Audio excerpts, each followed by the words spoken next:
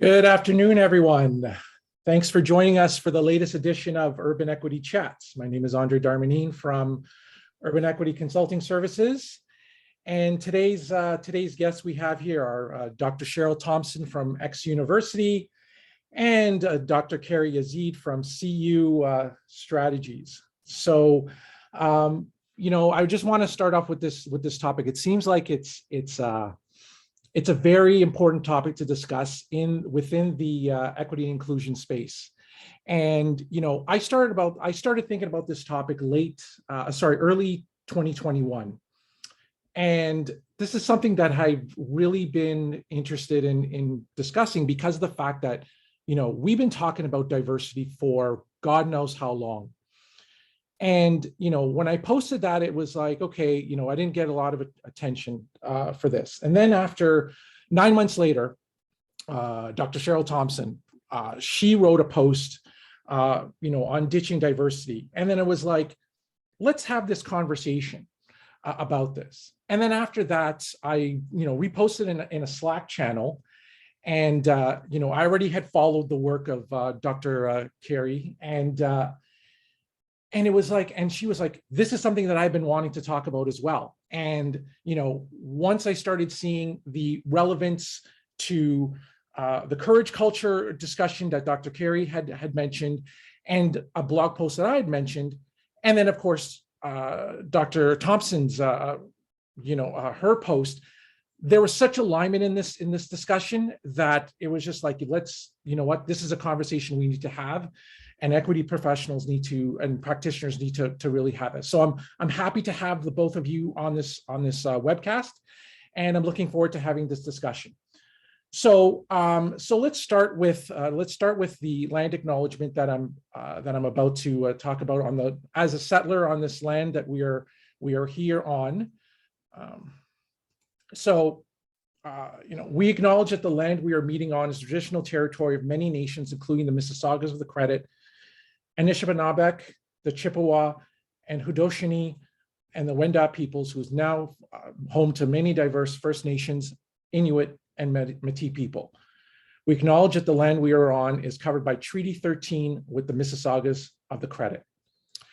So with that, I'm going to start with the introductions. And so I'm just going to let them take the floor in terms of introductions.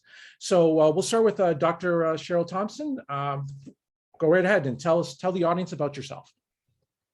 Okay, in 5 seconds or less. You can go as long as you want. No. I mean, I'm just kidding. So I am an assistant professor at X University, formerly known as Ryerson University. We are in the process of changing our name. I was formerly in the School of Creative Industries. I am now in the School of Performance. Lots of change going on.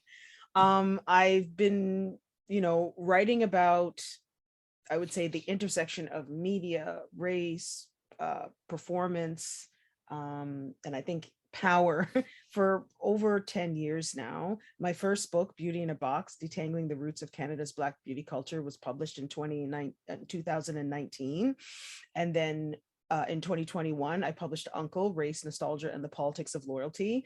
Those two books seem very different, but they're actually not. They're both addressing the issue of race, media culture, power, sort of how individuals sort of can morph and change through commercial culture, celebrity culture. So there's a lot of intersections in both of those books. I'm currently working on my third book, which is a history of Canada's Blackface as performance at the theater, as anti-Black racism in the community, and as a visual culture that really has existed since the mid-19th century. So I'm just going to leave it there.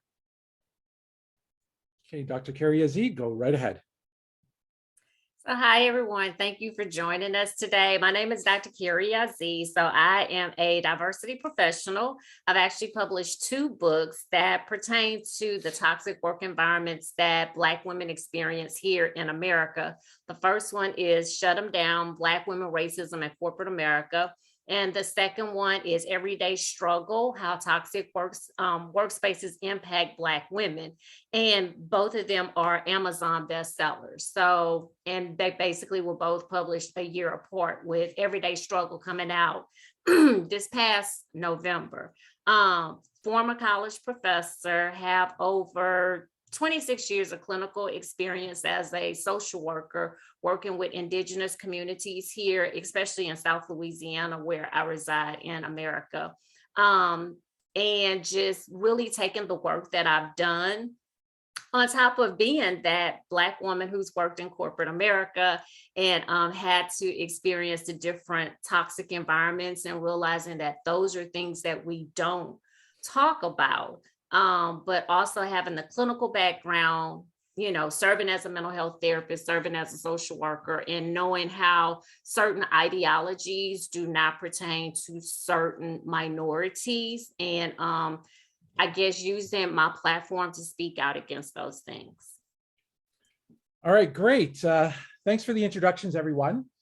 And so, first, I just want to say that this is a conversation. This isn't just a panel discussion and whatnot, like a typical what you would see in the, on a fireside chat or at a conference, anything like that. This is something where, we can all interact and have a discussion about this. And let's not forget that, one of the things that I want to say too, as before we start, this is Black History Month. And Black history is Canadian history. Black history is American history. Black history is everyday history, and we should be celebrating that every single day. And we know that a lot of people are doing that and preaching that all the time. So with that, I'm going to start off with Cheryl's post from earlier this year about ditching diversity. Now, when I read that post, and I said to myself, it resembles a lot of what I've spoken about in the past. One of the things that you had mentioned is that, we've talked about this from the time of multiculturalism, and of course, multiculturalism in Canada, as opposed to the melting pot in the US. We've talked about it, and now that we've gone to this point, you've even posted on your post on your LinkedIn post. Sorry, not on your LinkedIn.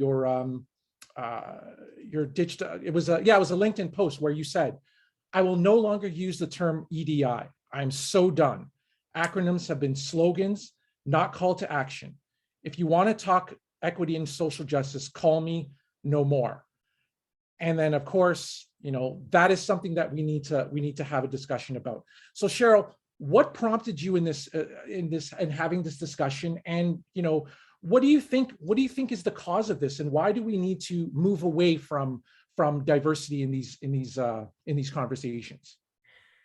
Okay, I'm just gonna keep it all the way real and tell you exactly what was behind it. I was working in an environment where basically I had white male colleagues, white, straight, cisgendered colleagues who talked about diversity as they were literally being racist against me, as they were literally limiting my opportunities, as they were literally silencing my voice, as they were literally taking up all the space and never asking me if I had a thought or opinion.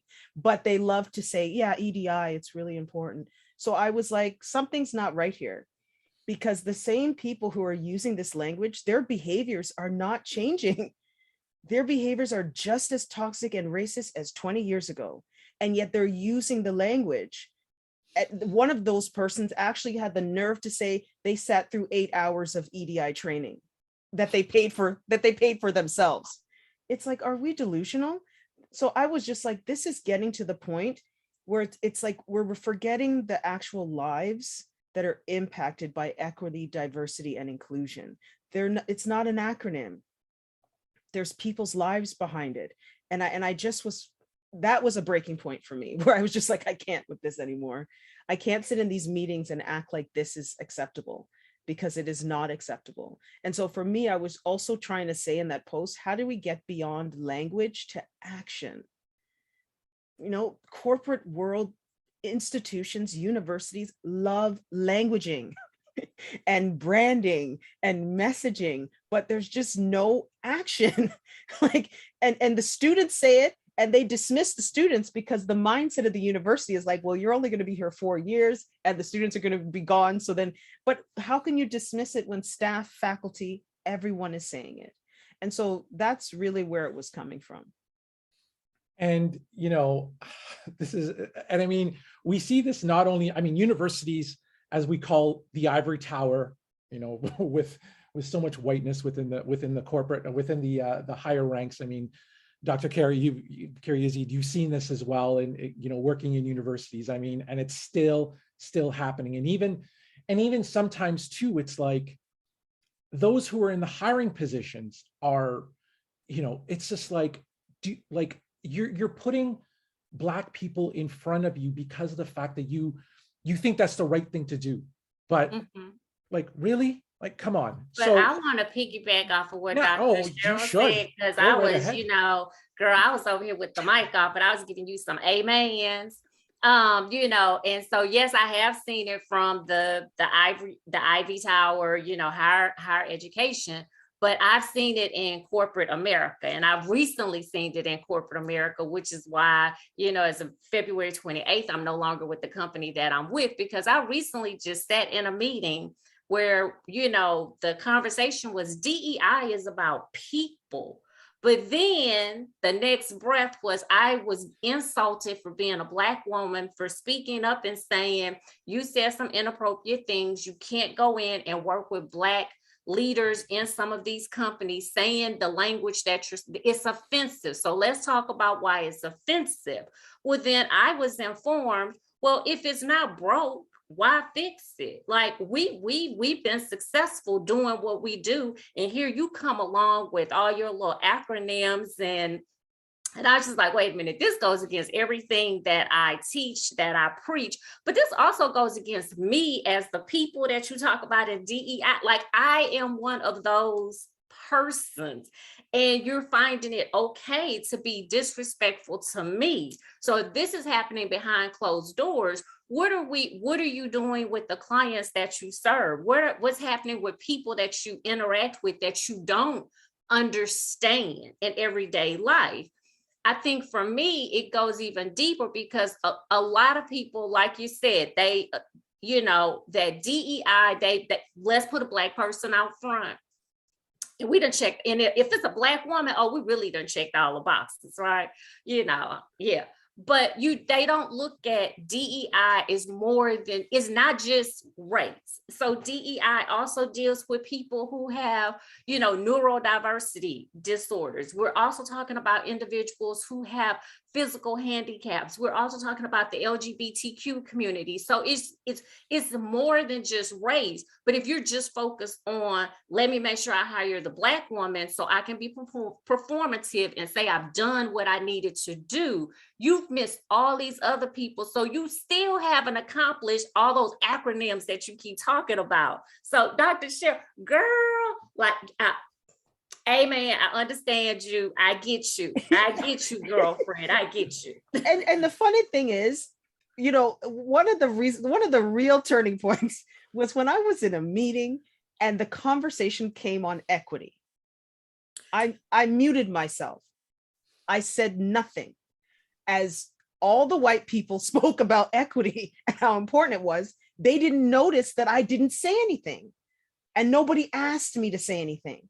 And at the end of it, because you're not supposed to be a part of the equity conversation. You're supposed to be a part of the D conversation, the diversity.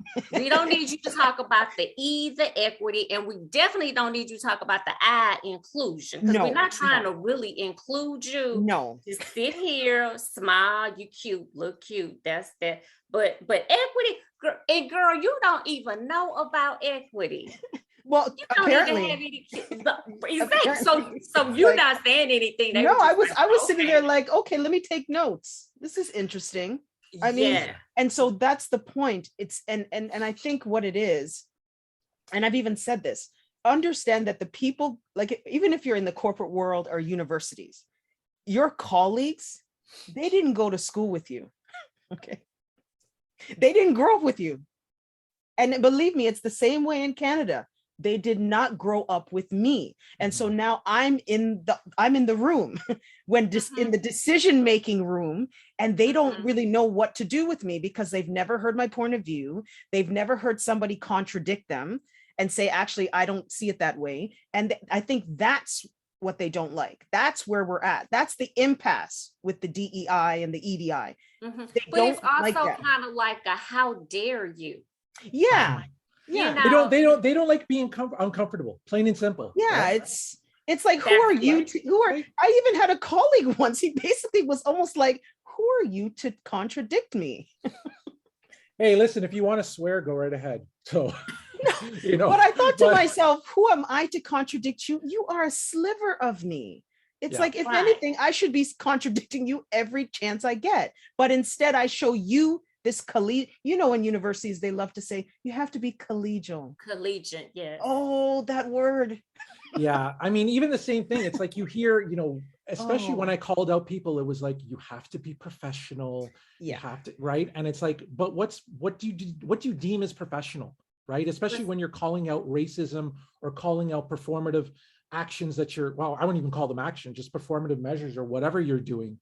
And, and it's just something that we need to, Katrina's like, professionalism is a lie. Oh gosh, yeah. Yeah. Professionalism is a lie and a lie. And I mean, now, we've had this great conversation, and now, Dr. Yazeed, when I did some research on you, outside of what I've seen on LinkedIn and whatnot, I mean, Yes. you have straight fire posts, straight fire. The one about, your last one about, and I think this ties into what we're talking about, the end of DEI. And I think this is something that you had posted about as well. And one of the things that I posted about as well, I don't know if I don't know if a lot of the audience knows about Jodi Ann Burry, where she posted about the fact that we're talking about how we can't talk, how we can't have that conversation, but yet we have people like Brene Brown who we talk about being courageous. There's also Amy Cuddy, who talks about having that power pose. But hey, what about Black people? When everyone says Black people are there, we are scared of Black people because we have this image. For me, I'm a 6 foot 260 pound guy. You know what I mean? And people are going to say that I intimidate them when I'm trying to work with you, right? So what I want to do instead is, Dr. Carey, have the floor, talk about that dangers of courage culture, and how does this tie into this whole work of moving beyond diversity and getting to equity and inclusion? Well, I will say this, that when I wrote the article about the dangers of courage culture, some people have this image that I do stuff and I know it's going to go viral. And that one, I was just like, two people gonna read this, they gonna see I'm talking about Brene Brown and move on, like nobody gonna read this. Well, so I thought nothing of it, and I wrote it, I posted, and I went on about my day. And then when I looked at my phone, I was like, why do I have like over 100 notifications from LinkedIn? And I was just like, oh, okay, it's going viral, and so mentally I was prepared for that didn't bother me because I have gone viral before on social media. With this one, I think what confused me was that I had braced myself for the pushback from white women, that I'm talking about their beloved Brene Brown. I'm also talking about how courage culture really fits into the suburban white woman and how this does not fit for a Black woman who, you're telling her, take down your armor and lean into the situation. Girl, I can't lean into nothing in corporate America, let alone I walk outside. Like, I have to keep my armor on to protect me. I can't let it down. So all this stuff that you're talking about does not pertain to me as a Black woman. And that was my perspective. Like, this is good for the suburban white woman. This does not work for the suburban Black woman, the Black woman that's in the ghetto, the Black woman in higher ed. It doesn't pertain to us because we don't have the same rules. And what it did was it fostered a discussion where I had people to say, I've never looked at her work from that angle, but you are right. And this is a different perspective. the pushback came from Black women who was just like, how dare you talk about our beloved Brene Brown? And Brene helped me go to therapy. I'm not talking about Brene helping you go to therapy, okay? And her real name is Cassandra. Brene is her middle name, I think. Her real name is Cassandra. And my thing was, I need people, before you come for somebody to talk about your beloved idol, do your research. Because when I went down the research rabbit hole that is there, it's available. And Brene has proven my point this week when she said she's not leaving Spotify, that Brene is not for Black women. Brene Brown does not write for Black women. Brene Brown writes for white suburban women who feel that Black women do not have the same rights as they do. She solidified that when she did not leave Spotify. And again, Black women that came for me about that and told me about Brene and, financially, Brene ain't invited you to her house for lunch, okay? So let's stop putting yourself as you are her best friend, because you are not. You help to support her lifestyle, and that's the only way that she sees us. When you look at Brene Brown's research, if you look at her CV first, start there. But then if you even listen to her interviews, Brene Brown tells you that her research is based around U.S. veterans. The courage and the vulnerability that a veteran has to display is different than that of a Black woman, period. They're not the same. They are even different than that of a suburban white woman. But that is who she says is her focus of her research. So my thing is, Brene, why are you not writing books for veterans? Because your research participants are not even ordinary, everyday women. So then that leads me to believe, Brene, you are writing about your experience and you're calling this research, which that can be a form of research. But then when we look at Brene's experience, Brene has been at the University of Houston for over 20 years. Her background is not psychology, as everyone likes to believe. She's actually a social worker. She has a bachelor's, a master's, and a PhD in social work. Her research focuses on veterans. And that's kind of vague. When you look at her community service is showing up on Oprah. So she's not even your typical academician. And Dr. Cheryl understands me on this. So then my thing becomes, why y'all listening to her? Because my CV looks a lot different. And I'm coming to you based on not only research, but on lived experience. Brene Brown is giving you her lived experience. She's married to a pediatrician. And my perception is that she probably comes from a very well-off family that started in New Orleans. So she's from Louisiana. So that gives me the right to talk about it too. And then she moved to Houston. Okay. But people are so quick to jump on these bandwagons and denounce a Black woman when she speaks up, but she's telling you the truth. And so I asked Black women, those especially who said, how dare you talk about Brene Brown? And I said, so you telling me you can take off your armor, you can go into your job and you can cry and tell them, how this is not working for you. And I said, because see, when I do that, I am labeled hostile, I'm aggressive, I am not easy to work with, they feel threatened, I'm escorted to HR, I'm given a pink slip and a severance package, and I'm told to go on about my way.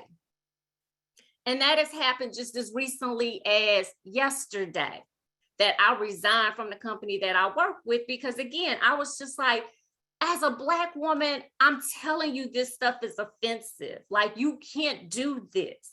And I'm the DEI professional. And then, when I see you're not listening to me and I say, well, okay, then I need to resign. And you say, okay, then fine, send us our computer. Like, Brene Brown and the vulnerability does not, for us, it's going to get us fired. It's going to get you fired if you're in corporate America. If you step outside your door in the real world, and I can't speak about Canada, but I can say about America, I step outside my door talking about I'm gonna be vulnerable and share all this stuff with my neighbors. I'm gonna have the police at my front door in 0 to 5 seconds because A, do you really live there? Yes, I've had to prove where I lived before. It's just people not understanding our culture. And, I'm just like, Brene does not work for us. And I'm gonna end with this. So when people hit me with, well, if she doesn't work, who do you recommend? How about y'all go read Bell Hooks? Because that's where she stole all that vulnerability and courageousness from in the first place. And Bell Hooks' first book, All About Love, came out in 2000. It came out 9 years before Brene Brown started talking about vulnerability and courageousness. But she got it from Bell Hooks. So it came from a Black woman. But go read Bell Hooks' version because you at least survive. Because she's writing it from a Black woman's perspective, and she's giving you tips that will really, truly help you.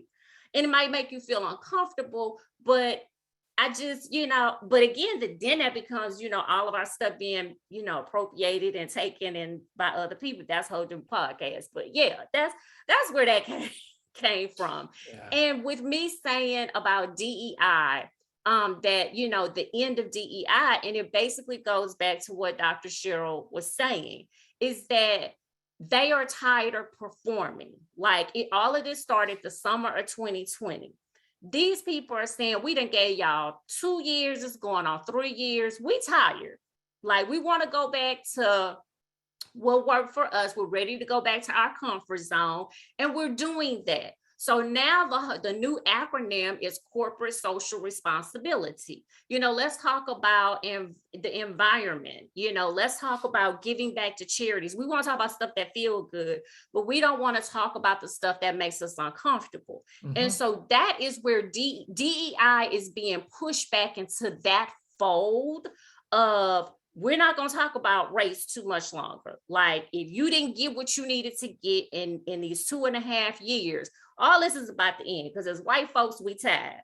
We tired. We don't have no more energy to keep talking about y'all and y'all in slavery. And y'all know what's going on in America. We now have laws that are being passed where if someone feels uncomfortable because you're talking about race, they can sue you. Like, yeah. So DEI is in my perspective, and again, piggybacking off of Dr. Cheryl, I think take away the D, because then nobody wants to talk about diversity. But from my opinion, I just think it's all coming to an end. They never wanted to give us equity. They never wanted to include us. They did a little diversity talk and performance. And now it's like, okay, we just had all of this. Let's go to the next new acronym that's out there. Yeah. No, I hear you. I mean, there's so much to unpack with this. And I mean, Dr. Cheryl, I was just going to say, just for some context too. So in Canada, right? Like a lot of people don't really understand the Black Canadian community either. I mean, first of all, we always get deemed as, well, you're such a small percentage of the population. So, we have to focus on, and maybe that's true, but why do we make up something like 80% of the prisons, there's Black men in the prison, 80% of the people in prison are Black? Why is it that the percentage of people who get stopped by police, what a coincidence, 90-some% are Black? Like, you look at the statistics of who is involved in our institutions of punishment, it is 80 to 90% Black. So again, it's like, if our population is so small, why are we so threatening? And I think that's what, and then again, you get into these institutions, there's so few of us in there, and yet it's like, we're still threatening. At a certain point, I have to be honest, you're just at a point where, as a Black person, I'm tired of talking about white comfort. I can't make my life about other people's comfort or discomfort. It's not my work. And it's funny about Brene Brown, because I always look, my whole thing now is, if Oprah like kind of says this is the person, I step back. I'm stepping back, because she's put a lot of these white gurus in front of Black people around the world and said, this is the person. And I'm thinking to myself, Oprah, but you got to know some Black people now. You have to know some that you could at least recommend for our self-help. right? Because self-help, like everything else, is intersectional. It's not just about all the authenticity and being your best self. It's about the intersections of race, of gender, of sexuality, of class, of sometimes it's even about place. Like, where did you grow up? Like, that has a lot to do with your sense of being in the world. And so often these white gurus, they don't even talk about that. That's out the window. They're talking about these universal concepts, like everybody's the same. And I think it, to be honest, to Dr. Yazeed's point, I think it screwed up a lot of our Black youth listening to these people. I really do. I think that a lot of Black people are confused because they think they can follow that script. And then they get up in their adult life in the real world and that it's not working. And then they don't know what to do because they're like, but I don't understand. I followed the manuscript that I was given, and it's backfiring because that's not going to help you when the structures of our society have not changed. I think people really don't understand that, whether it's USA or Canada, the structure of our politics, of our institutions of learning, of our policing have not changed since they were invented a century ago or centuries ago. They're exactly the same. And yet what has changed, I always like to compare it to, floors in a building, right? So, when you go into a building and say you're in the lobby and you're like, well, look at the lobby, it's so diverse. You got all the people, right? You got Asian running they have a restaurant, you got the South Asian, maybe they have the little corner store selling stuff. You got Black people, they have a clothing shop. Everybody thinks that everybody's included. As you start to take that elevator up, right? Say you get to the 6th floor and now you're like, okay, it's getting a little white. I don't really see anyone. Get to the penthouse and it's all white. And they're talking about how diverse the building is. But they didn't realize that it's the people on the ground floor that are diverse. That tower metaphor has not changed. It's exactly the same. And I think that's the illusion of inclusion that the entire Western world has been caught on. I don't know, since maybe the 90s, was it the 80s? I don't know when it happened, but it happened in our lifetime that suddenly everyone looks at like the window dressing of stuff and thinks that that's changed. Meanwhile, the corporate structure is exactly the same. Here in Toronto, we have a Black radio station, and we had 2 Black radio stations. One was like commercial kind of thing. The other one was for the community. Mm-hmm. Those stations have now merged into one. And what I find very interesting is that when you look at the ownership of the radio conglomerate, every single person is white. So the music on the station is Black, but the people running the station, all white. Yeah. But we also saw that with BET. Like where perfect example. Yep. It was, Johnson owned it, then he sold it to a white company. And so yes, it's still Black programming, but those who are behind the scenes running things don't look like us. And so then it becomes, what is the message that they are sending to us? And I think that's the moment where the message. Yeah, and I think that's the moment where BET was playing videos like 22 hours a day videos. Right. So there was no more, the news segments were gone. All of where they would be the hub where in our communities we could go. Like all of that has been stripped away. But I think, the good thing is now that we do have the internet and we have platforms like this where we can share and we can talk. I've had people ask me like on LinkedIn, like, well, I don't see your post anymore. Well, like it's called algorithms. And so when I start talking, I said, when any of us start talking about the things that I talk about, then they start to limit our reach. And when they limit your reach, they're limiting your voice. And so I've always said, you need to make sure you have something outside of social media, because I've been taken off of LinkedIn before based on a white woman said she felt I was bullying her, but LinkedIn didn't want to hear about how she had came in my inbox and I dragged her, and she was beyond uncomfortable because it was just like, oh, you gonna come in my backyard and you gonna talk about me? Oh, girl, let's get out the DMs and let's take this public. Well, then it was, I'm a bully and I'm not, this is against community rules. but you're not going to talk about how she came in my inbox and said the nasty things that she said about me. Okay, I need to make sure I have something outside of this. And I think we have to keep that in mind. Like you said, when we're on the ground floor, it all looks like we got equity, inclusion, and things are diverse. But as you go up, and the louder your voice becomes as a minority, you will find that those in power will try their best to censor you and to silence you. So I do experience that. And I don't know about you, Dr. Cheryl, with that article you wrote, I gotta go read that. But it happens. It happens. I've been fortunate enough in my career so far that I haven't really felt silence, but I've definitely felt the silence. Mm-hmm. So meaning like you do something that's really popping off and you hear nothing from people. Crickets. Like I have definitely felt that. And I thought, okay, that's interesting. Yeah, it makes you take a step back and you start to, I have people who laugh at me because I will say, they'll be like, oh, like you're, my friends will say, girl, you done blew up. And I said, well, y'all roll with me in a pink Pinto. So we all gonna jump up in this limo together. And I said, but see, there are some people when I was in the Pinto and I had the same message, they didn't want to have, it was silence. They didn't want to have anything to do with me. I would get the text messages, you need to be quiet, you're ruffling feathers. That's not a good look. You're ending your career. And so, but my ride or dies, now it's just like, oh yeah, y'all still here. Oh, come on, y'all. We about to get in this limo. And so, and I'm helping to elevate them because they never told me to stop talking. They might say, girl, look, next time wear this because that look better on you when you're talking about that topic, they'll give me help. But a lot of people are quiet, they have nothing to say, or they want to say something, but they're concerned about their corporate image.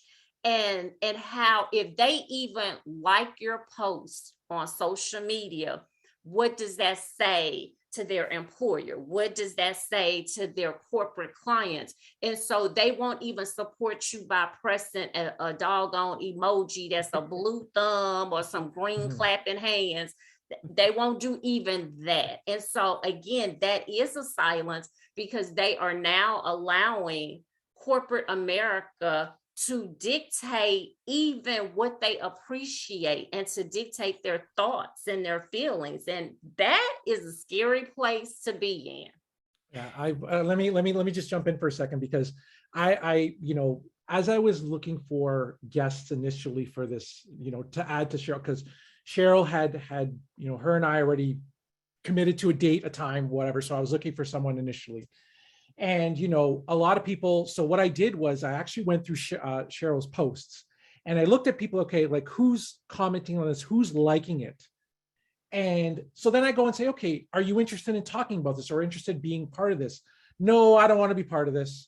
That is exactly to your point. It's like you are being silenced and you are, and you just don't want to talk about it. Like, why are you not comfortable talking about it? Especially if you're in that position of DEI, EDI, justice, like, what are you doing?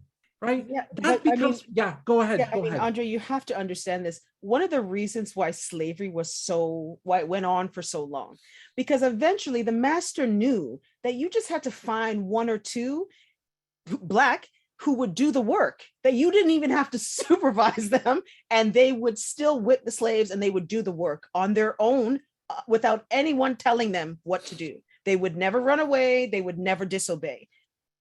That's just what we're up against. So what that means is, even as a Black person, allyship, that's not always just because you're Black as well. Like, you have to understand that, right? There's a deeper narrative when you get up into these institutions. Not everybody has your back. Some people literally are just there to serve the master that they work for. So they'll put you under the bus and they won't even think twice about it. And so for me, what I've realized in my life is that you just have to create a healthy space in your real life. Like social media, I just don't pay it to mind. Like if somebody says something on social media that's like really toxic, I'm like, thank you, block function. Like, I don't even get into it. I just have to be blocking people because I just don't have the time. I even said this to my students recently.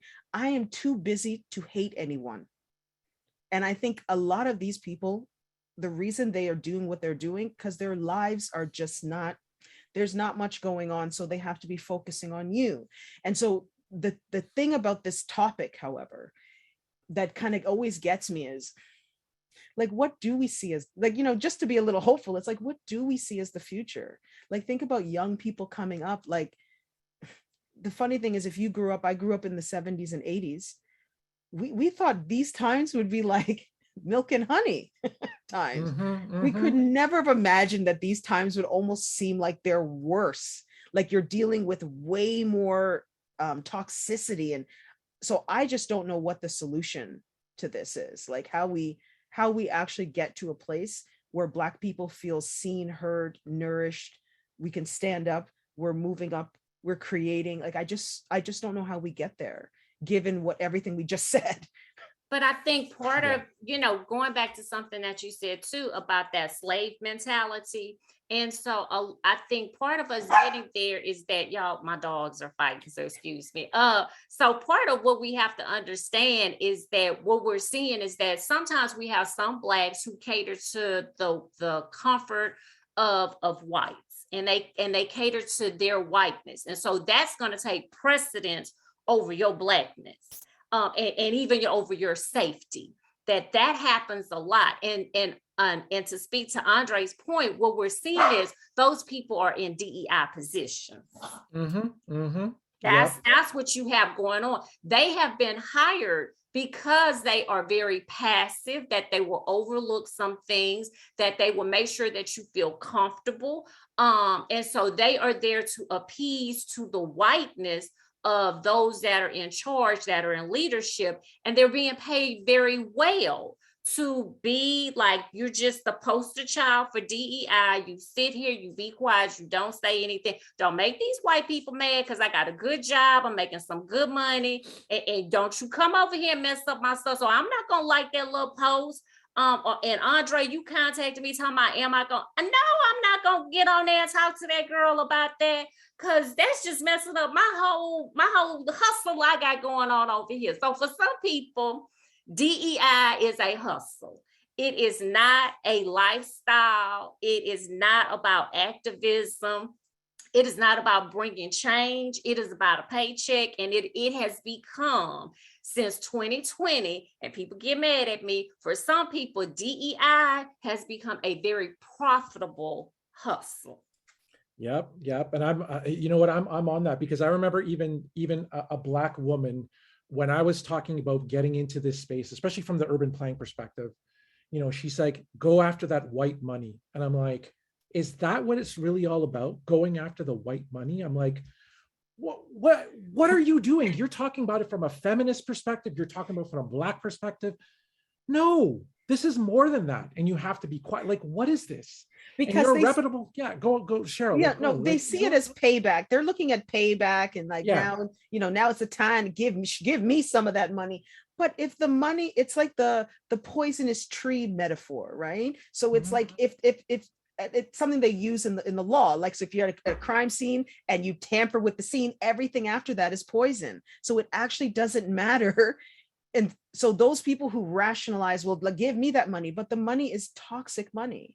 Like, why would you even want that? Like, and so that's where the Brene Brown situation comes in, because it has a lot to do with their own work. Like, you have to do your work. But I'm like, Iyanla Vanzant been doing that work. Listen to her. Don't, like, why, like, listen to people who also share your lived experience.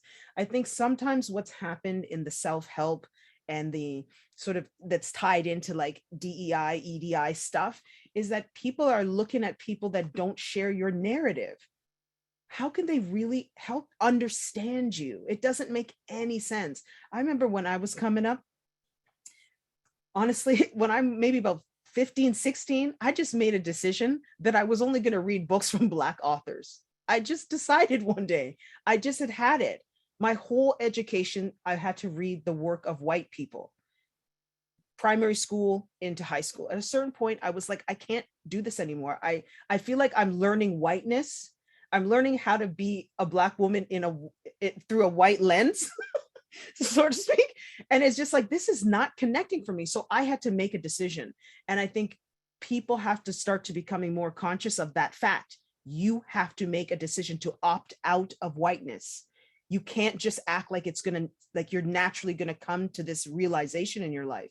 It's real. And I think that's what they're afraid of, that you're gonna opt out of their gaze, of their point of view. And then what are you gonna do? Imagine a world where, because so much of the Black experience in North America is funneled through white eyes. And I think we have to be careful too that, because my thing was this: Bell Hooks had been writing way longer than Brene Brown. Like, she influenced Brene Brown. But the publishing world, the self-help world, and the media decided to push Brene Brown in front of everyone and tell you this was the person you should listen to. She's the expert. When, in my opinion, from academia, she's not the expert. No, she really not. And so we have to be careful of what society is pushing in front of us and saying is good, and what is going to make us feel better. Because again, that takes you back to, like you said, Dr. Cheryl, taking us back to slavery, with the narrative, it be like, well, and I think someone said it, the Willie Lynch letter, this is what you need to do. And so everything is methodologically, strategically planned out, and you're just falling into it. Versus saying, well, what, if they telling me to read Brene Brown, maybe I need to go figure out who the Black person was that did the same type of work, because I know she's out there. There is no new wheel. They're all being recreated. And usually at the backbone, it has been created by a person of color. And I think that is where we have to be very careful, that you putting people like Brene Brown on a pedestal, but that's because the media told you to put her on a pedestal, and they didn't give people like Bell Hooks that same, like, they didn't give her the same reach, they didn't give her the same exposure. And so Bell Hooks, unfortunately, is now, in her afterlife. Now she's being celebrated, and her videos on YouTube getting 1 million views. This is it. I was going to say, I mean, when someone like that dies out so young, like in my view, she was still so young. Understand that's decades of toxicity, having to navigate really horrible situations. Because I didn't meet Bell Hooks, but I saw her speak live back like early 2000s. Like, this is a sweet, soft-spoken, like almost genteel woman. Like, she was so, her calm essence. Imagine what they did to her. I'm sorry. Just imagine where she was actually writing from.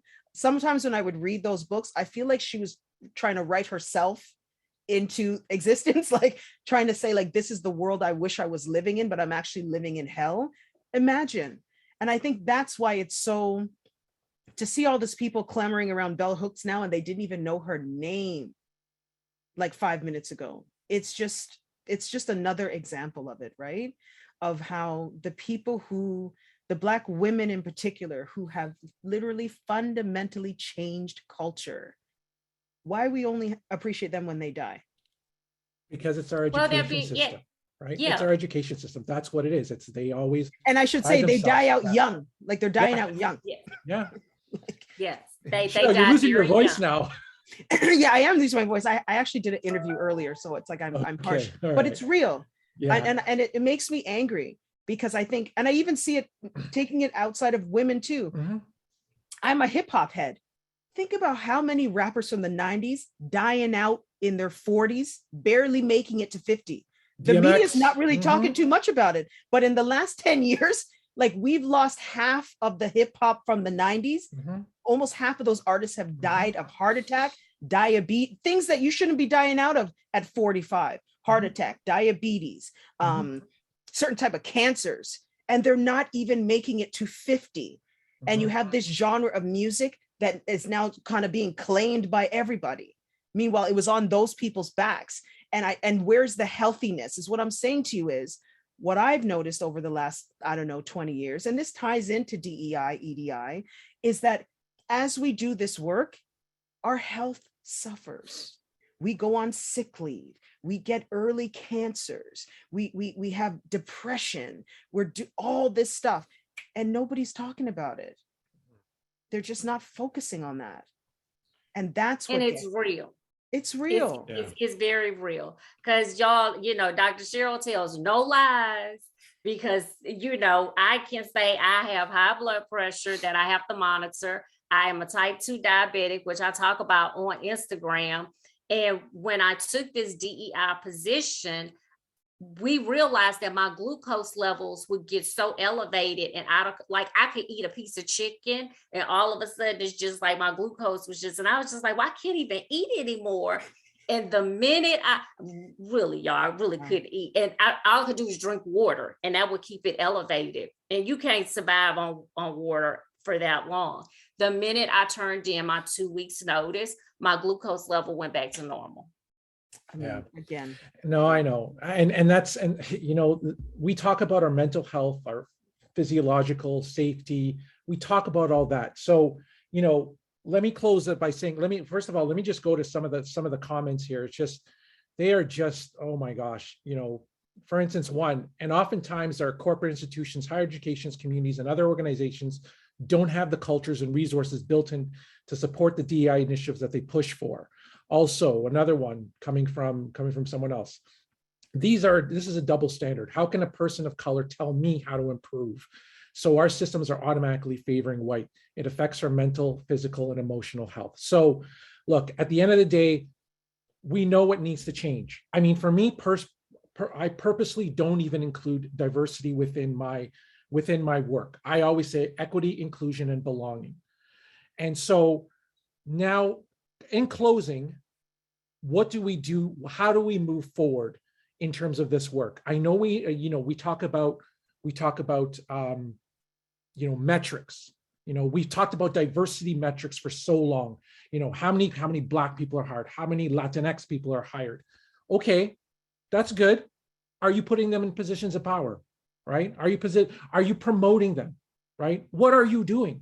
And that becomes problematic because a person is me, mixed race, identifies Black. I've always wanted to see someone who is like me in a position, an executive position, so I have that ability to move on, right? But you don't see it, you never see it. So what do we do as equity practitioners, as professionals, or even professionals who are not even equity practitioners listening and watching on this video?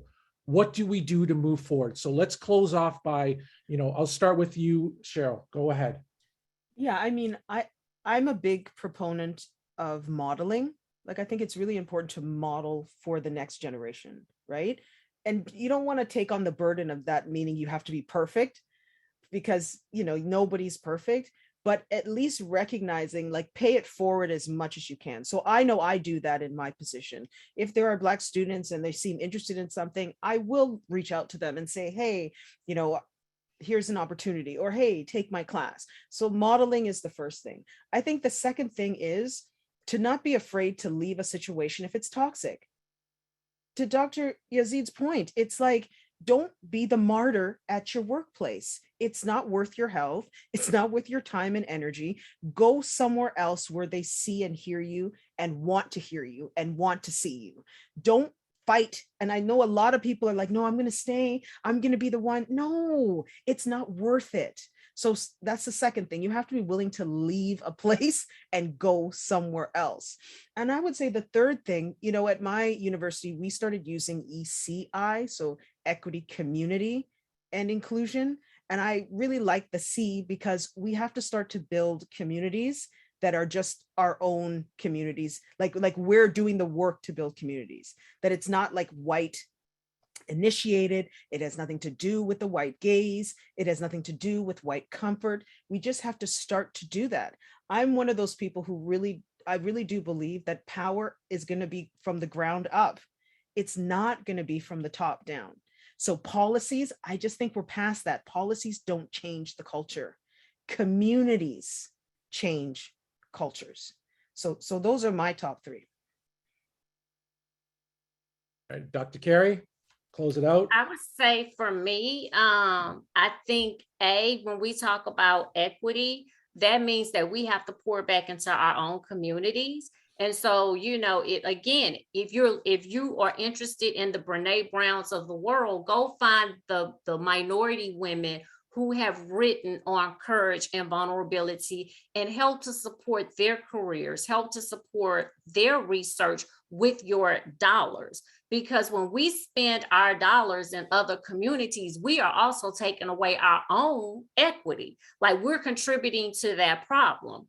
I think secondly, when you are in a position of leadership, when you have the seat at the table for that short amount of time, because you're not going to be there long, okay? Let's just call it what it is.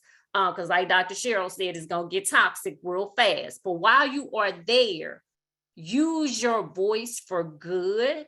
And that's not the good of the white company that you work for. Make sure that you're paving a way for those who are coming behind you, that when you leave, maybe it'll be a little bit more comfortable for them.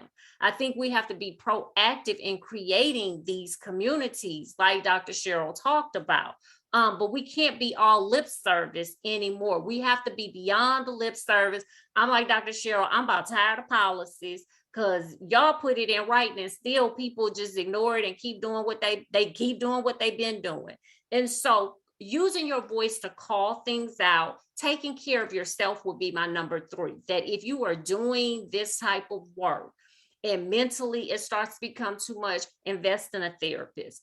Check in with your primary care physician. I get on my primary care physician nerves the minute something changes, because I'm not trying to die. I'm not dying on nobody's heel behind I'm going to be the martyr. I will be like, here, your 2 weeks notice, go, I'm out of here.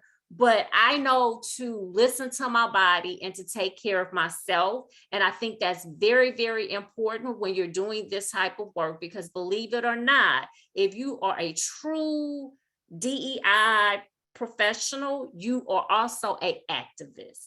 And activism can be emotionally draining, physically draining. Take care of yourself. Make sure you take care of yourself.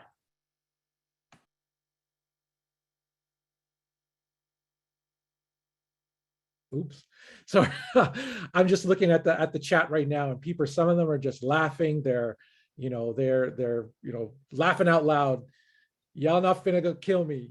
It's just some of these comments. I mean, I would love to take questions. Everyone has, both of you have probably just answered a lot of questions that they had. They had no questions to even ask. And I'm so proud of that. I mean, I went into this conversation and I said to myself, I usually like to go into these conversations, see if people click, because I've had times where, potential guests didn't click. And Cheryl goes and says to me, no, I'm good. We can do it. Let's do it. I know I can just go right in, boom, you two brought in the straight fire. You know what I mean? Just like, this is what it was. You told it like it is. This is what we need to do. And I'm hoping that those on this call, on this web chat, are able to go back and to have faith and to say that this is a profession that needs to move forward. And, look, we can't let other people take control of the work that we're trying to do, plain and simple, no doubt about it. It is time we move forward with this. And I'm going to close out. We're ready at right at 1 o'clock. I want to thank everyone for attending. Dr. Carey Yazeed, Dr. Cheryl Thompson, thank you for this. I really, really appreciate it. The conversation was great. So I just want to close by saying, thank you again. And also, Dr. Cheryl Thompson, tell us where they can find you. Oh yeah, I'm on Twitter at Dr. Cheryl T. I have a website, drcherylthompson.com. You can find me on Instagram at Breck_archive. And otherwise, you can find me at the X-University faculty page for the School of Performance. All right. And Dr. Carey Yazeed. Well, I'm a firecracker over on LinkedIn, so feel free to connect with me on LinkedIn. I'm also on Instagram and Twitter, and all of those are Dr. Carey Yazeed. And you can feel free to also visit my website. There you can check out some of the articles that I've written, including the one about Courage Culture and Why Brene Brown Isn't for Black Folk. You can read that one. And my website is drcareyyazeed.com. But thank you. I've enjoyed this. Dr. Cheryl, girl, you're my new best friend. I'm telling you, when I come down to New Orleans, man, wait for it. Come on now. There you go. There you go. All right. Thank you very much, everyone. And hope everyone has a great day and the rest of Black History Month. And of course, Carnival's coming around. We, down in New Orleans, down in Trinidad, so just let's get it on. Let's get it going. Thanks, everyone. Take care. Thank you. Bye-bye. Bye, everyone.